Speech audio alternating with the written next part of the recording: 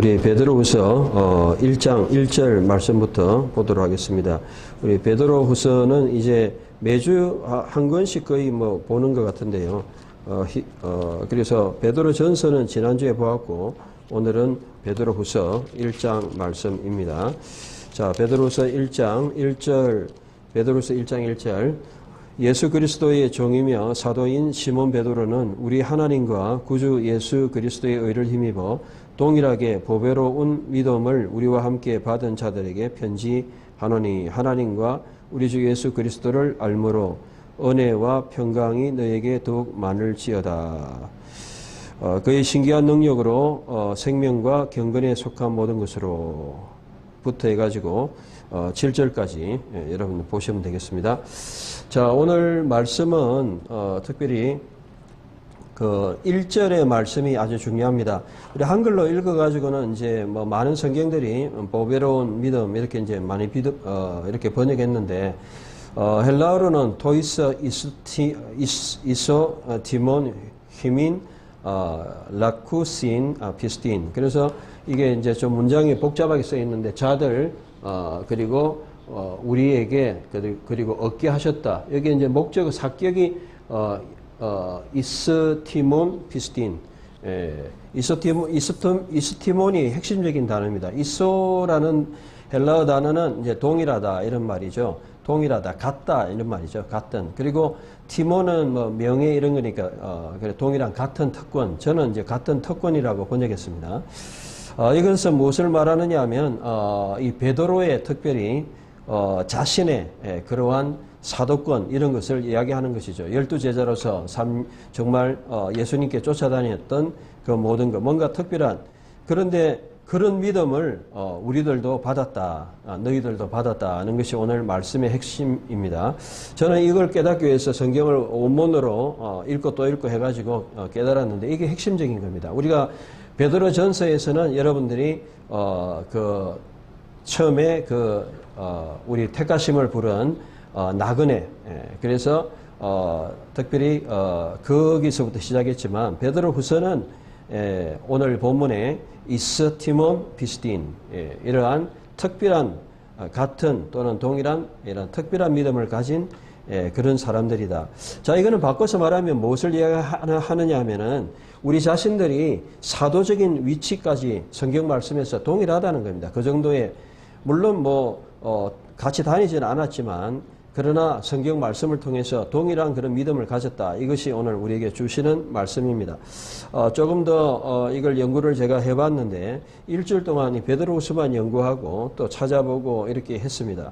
그러는 가운데 이소티모스라는 것은 특별히 특권 시민권을 사용할 때 사용된 것이고 그래서 동등한 시민권 이런 의미로도 사용됐습니다. 어쨌든 이 단어는 상당히 중요한 단어고 우리나라 성경에는 그냥 보배로운 믿음, 값진 믿음 이렇게 했는데 그런 뜻이라기보다는 굉장히 우리가 가진 믿음이 사도들과 같은 믿음, 교황과 여러분이 같다. 성경을 똑같이 믿으면 그런 차원의 그 정도의 레벨의 말입니다. 그래서 동일한 권리를 신학자들의 주석도 제가 다 이 참고로 여러분에게 설교 이상으로 설교를 하지만 설교의 자료를 통해서 여러분들이 이 본문을 이해할 수 있도록 그래서 우리가 동등한 사도와 동등한 가치와 특권과 권한을 가지게 되었다. 이런 의미로 그런 믿음을 받았다는 것을 이야기하고 있습니다. 충분하게 여러분들이 여기에 대해서는 보시는 것입니다. 자, 1장부터 보면 하나님께서 여러분에게 어떠한 특권을 주셨느냐? 그거는 한마디로 신의 성품입니다. 여기 보면 데이아스 능력이다. 둔나메오스 신적인 능력, 신성 이렇게 많이 번역하기도 했는데 신적인 능력 1장 3절에 나오죠. 오늘 우리는 하나님 앞에 이런 신적인 능력을 받았다는 것입니다. 그래서 여러분들이 예수 그리스도를 통해서 하나님과 같이 이루는 그러한 믿음의 그런 특권을 받았다는 것을 말씀하고 있습니다. 이거는 굉장한 거죠.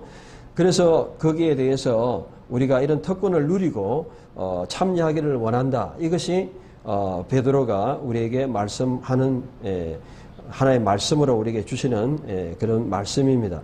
자, 그래서 여러분들 1장 5절부터 보면 베드로서에 보면 믿음의 덕 덕에는 지식, 지식에는 절제, 절제는 인내, 인내는 경건, 경건의 형제 후에, 형제 후에는 사랑. 이렇게 이제 8가지를 이야기하는데 이걸 종류별로 나누면 하나님께 대해서는 믿음, 덕, 지식.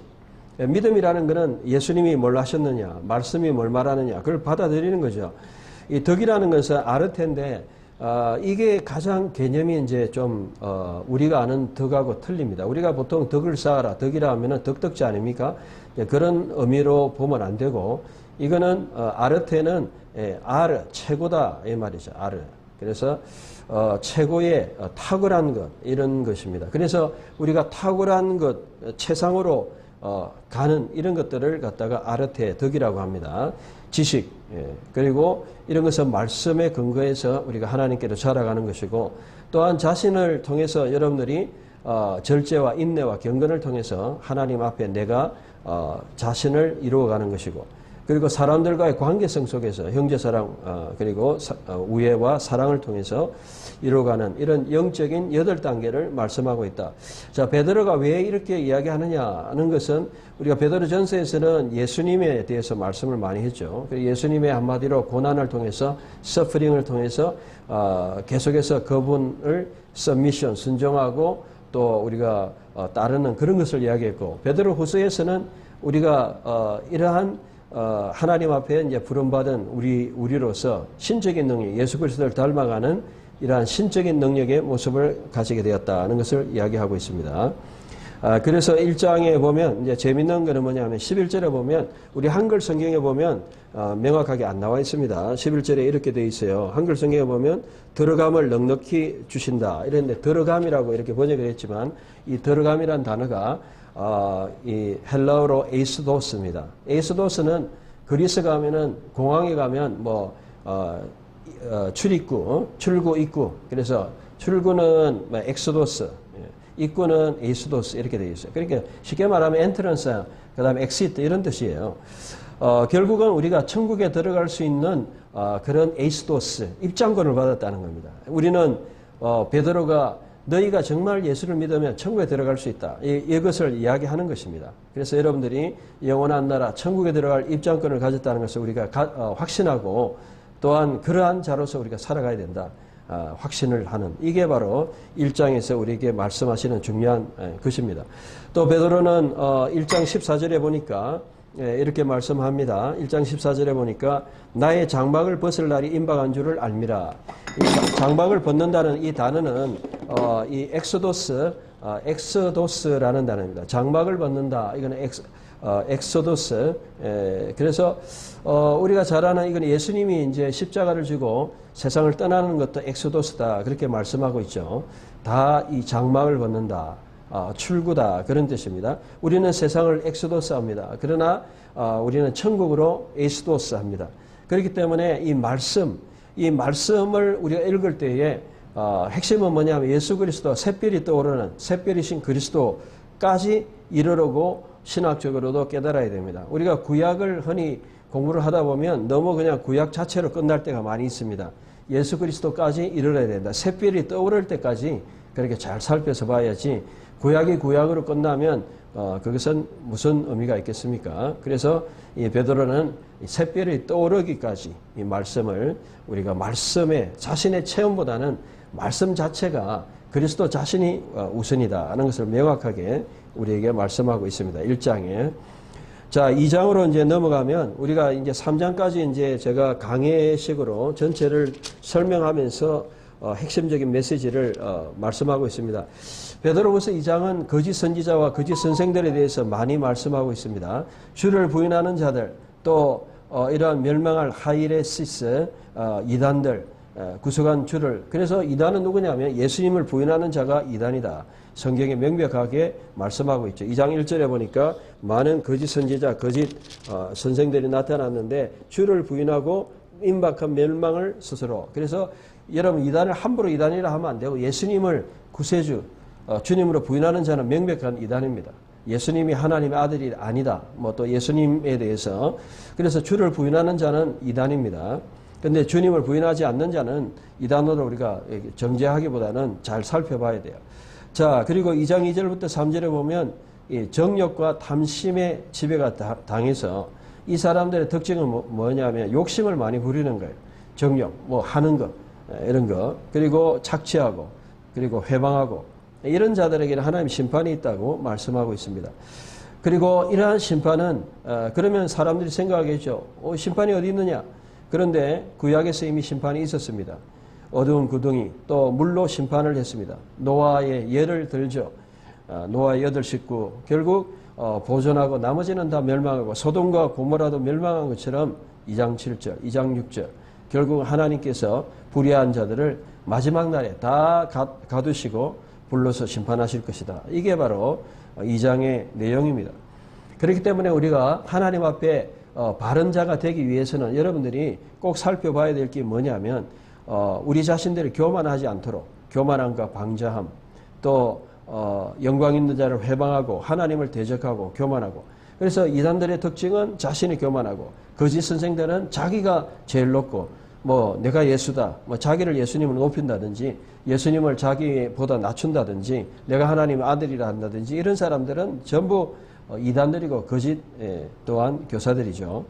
그래서 이런 사람들은 결국 알지 못한 것을 회방하다 멸망하고 불의의 대가를 받고 쾌락을 즐기고 또 음심이 가득한 눈으로 영혼들을 유혹하는 이런 일들을 합니다. 2장 12절, 13절, 14절.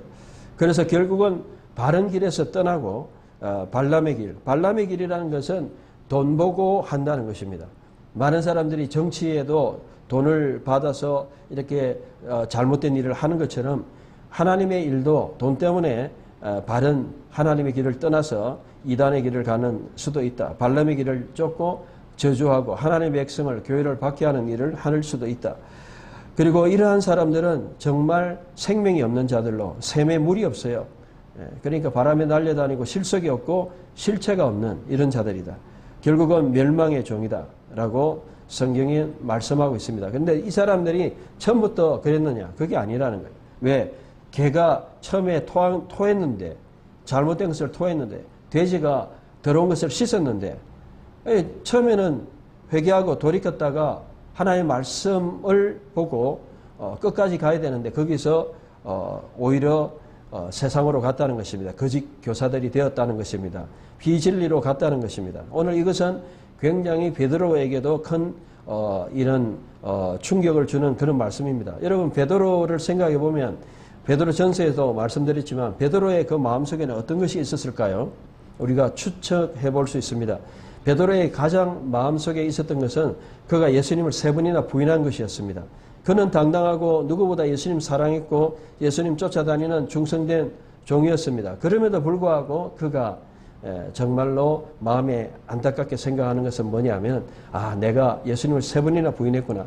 그런 그 마음의 어떤 면에서 실수 또 거기에 대한 회복 이런 마음들이 얼마나 있었겠습니까?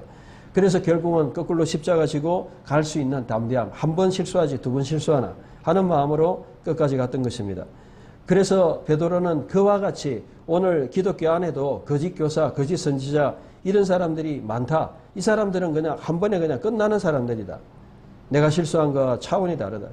이것은 완전히 주님을 부인하는 짓이다. 라는 것을 경고하는 것입니다. 자신의 잘못을 경고하듯이 잘못된 길로 가는 것. 우리가 가는 길은 정말 예수님의 그러한 고귀한 그런 신의 성품에 참여하는 길이지만 오히려 내가 진짜 복음을 알지 못하고 나를 높일 때에 나는 잘못된 길로 가고 이단의 길로 갈 수 있다는 것을 분명하게 우리에게 말씀해 주는 겁니다. 3장에 보면 마지막 날 이 베드로서에서 제일 중요한 것 중에 하나가 주님의 날입니다. 주의 날. 또 실제로 이 단어가 이 강림이라는 말이 3장 4절에 나오는데 헬라어로는 파루시아라는 단어입니다. 파루시아는 왕이 강림한다, 왕이 임재한다 그런 뜻입니다. 그렇기 때문에 이 주의 날 파루시아, 우리가 파루시아 하면 주님의 임재, 재림을 이야기하는 겁니다. 주님은 파루시아, 임재하십니다. 주님은 반드시 재림하십니다. 그렇기 때문에 그때는 물로 심판할 것이 아니고 불로서 심판하신다. 3장 5절 6절에 말씀하고 있습니다. 그리고 이러한 심판의 약속은 결코 오래 있지 않으십니다. 예수님께서는 이 베드로서를 통해서 하루가 1000년 같고 1000년이 하루 같다. 2000년이 지났지만 이틀같이 지나가고 도적같이 임하고 3장 10절 그것은 더딘 것이 아니고 하나님의 오히려 오래 참으심 때문이다. 여러분 하나님께서 오늘 이렇게 여러분에게 기회를 주시고 오랫동안 세상을 멸망시키지 않는 것은 다른 것이 아니고 그것은 다른 이유가 없습니다. 그것은 여러분 회개할 기회를 주게 하시기 위해서이다는 것이 명백한 것입니다. 성경에도 나와 있죠. 그러므로 우리는 새하늘과 새 땅을 바라보고 거룩한 자신으로 서야 됩니다. 3장 11절에 보니까 이렇게 말씀하죠. 이 모든 것이 이렇게 부러지리니 너희가 어떤 사람이 되어야 마땅하냐. 거룩한 행실과 경건함으로 하나님의 날이 임하기를 바라보고 간절히 사모하라. 3장 12절. 그리고 3장 14절 점도 흠도 없이 나타나기를 힘쓰라.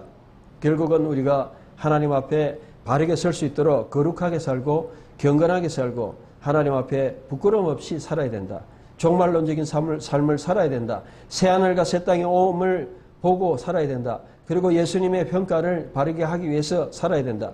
내가 베드로인데 나는 3번이나 예수님을 부인하고 성경에 많은 사람들 다윗은 정말 살인과 간음을 했고 그러한 실수를 했지만 성경에 많은 인물들도 그렇게 했지만 그러나 회개하고 돌이키고 정말 마지막 주님 앞에 설 때는 우리가 거룩하게 경건하게 서야 된다. 이런 것을 말씀하고 있죠. 내가 비록 예수님의 제자로 살았지만 베드로가 예수님을 3번이나 부인했지만 이제 남은 인생 베드로서를 기록하고 베드로서 성경을 통해서 우리는 정말 주님 오실 때까지 어떻게 살아야 되느냐. 베드로서를 이렇게 기록하고 그는 거꾸로 십자가 지고 주님의 길을 따라갔던 것입니다. 오늘 우리도 거룩한 행실과 경건함으로 점도 흠도 없이 평강 가운데 설 수 있도록 종말난적으로 말씀을 붙들고 살아야 됩니다. 3장 16절에 바울의 모든 편지도 바울 서신도 이렇게 억지로 풀다가 멸한 것처럼 우리가 말씀을 붙들어야 된다. 베드로는 많은 체험을 했던 자입니다.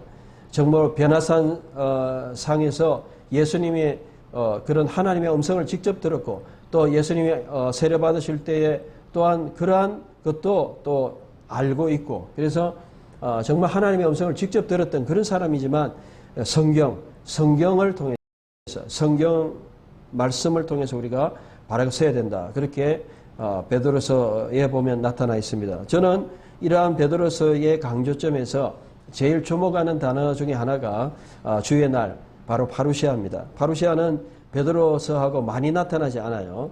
신약 성경의 파루시아. 근데 이 파루시아라는 말은 예수님의 재림을 이야기하는 것입니다. 데살로니가 후서에도 나오고 고린도전서에도 나오고 많은 서신에는 나오지 않습니다. 바울 서신과 또 베드로서에 나오는데 이 파루시아는 바로 예수님의 재림을 이야기하는 겁니다. 구약으로 보면 이것은 욤야훼 여호와의 날을 이야기합니다.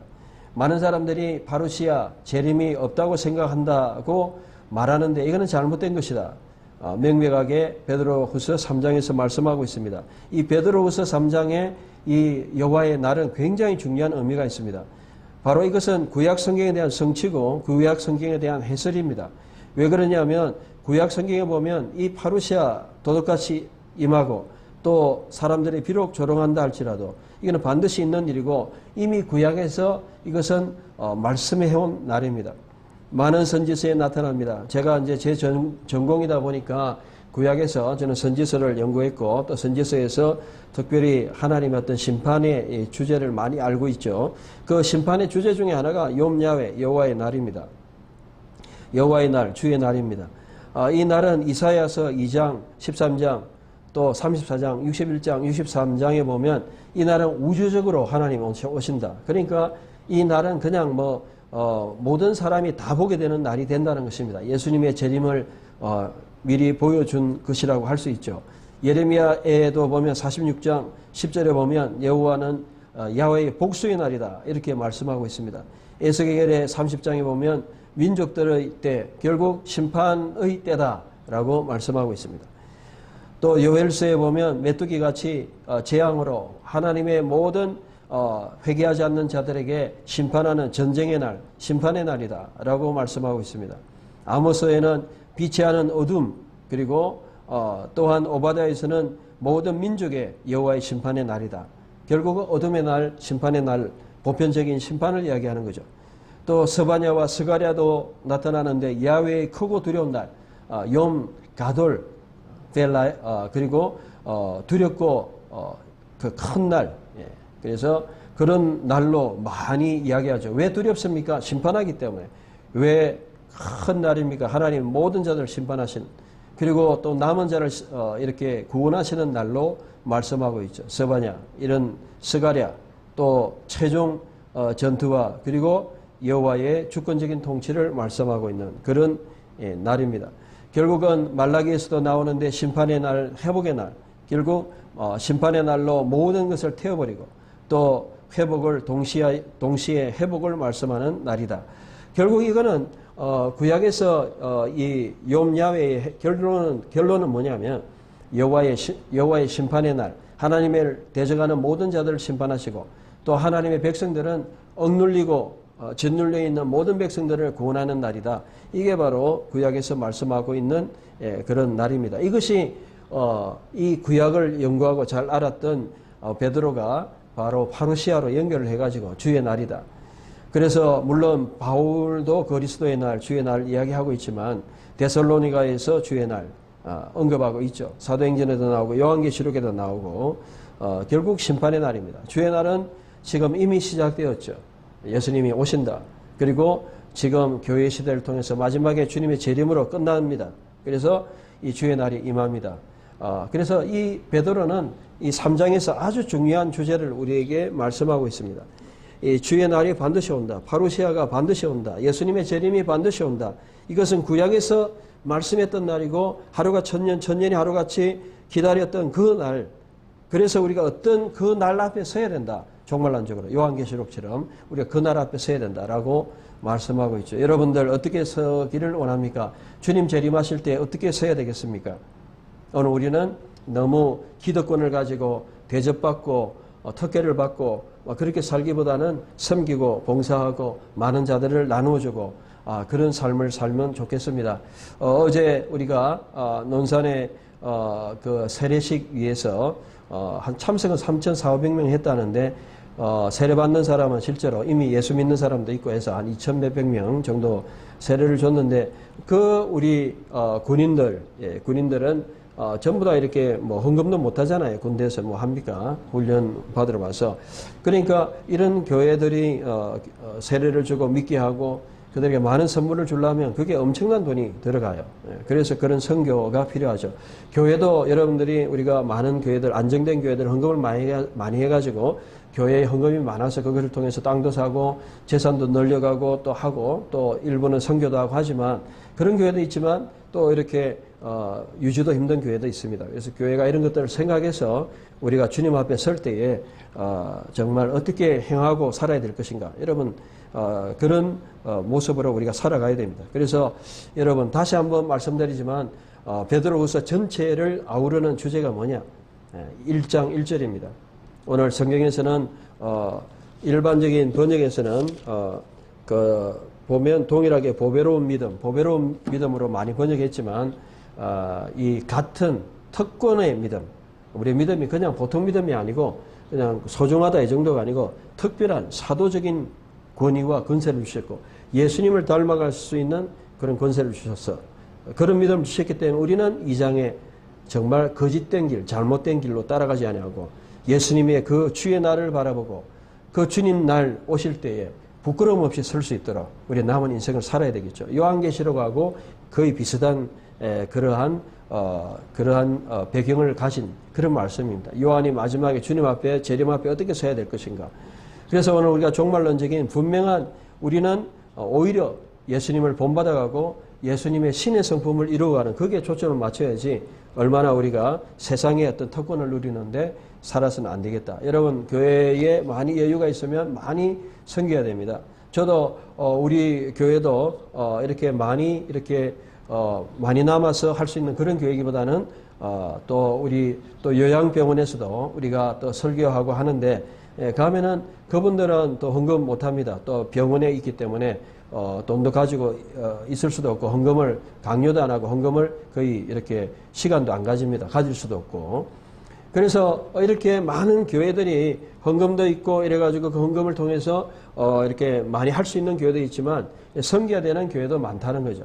우리가 그래서 세상에서 우리가 어떤 특권을 받기보다는 하나님께 특권을 받았기 때문에 오히려 봉사하고 섬기고 이런 것이 복되고, 주님 앞에 여러분 마지막 설 때 어떻게 서야 되느냐, 이러한 특권을 가진 여러분들이 어떻게 서야 되느냐, 오히려 섬기고 봉사하고 예수님의 십자가의 모습으로 신의 성품에 동참하는, 그래서 우리 중에 한 사람도 거짓 선지자, 거짓 선생이 나지 아니하고 주님 앞에 설 때 부끄러움 없이 설 수 있도록. 그래서 베드로서 마지막에 보면 3장에 보면 우리 주님 앞에 계속 자라가고 3장 18절, 그리고 우리가 주님 앞에 설 때에 새하늘과 새 땅을 바라보고 3장 13절, 그리고 흠과 점도 없이 설 수 있도록. 그래서 오늘 베드로후서의 말씀처럼 우리의 특권을 어떻게 써야 되느냐, 노블리스 오블리제 여러분 들어보셨죠? 정말 책임감 있는 노블리스, 노블스, 그런 귀족, 오블리제의 책임감 있는. 그래서 자신의 생명을 내어놓고 자신의 특권을 내어놓는 것처럼 우리가 여러분들이 가지는 게 많다면 많은 사람들을 섬기고 나누는데 물질과 은사와 능력을 이런 쓰시는 여러분 되시기를 간절히 바랍니다. 그리고 주님 앞에 그러한 모습으로 부끄러움 없이 서시는 여러분 되시기를 간절히 바랍니다. 기도하겠습니다.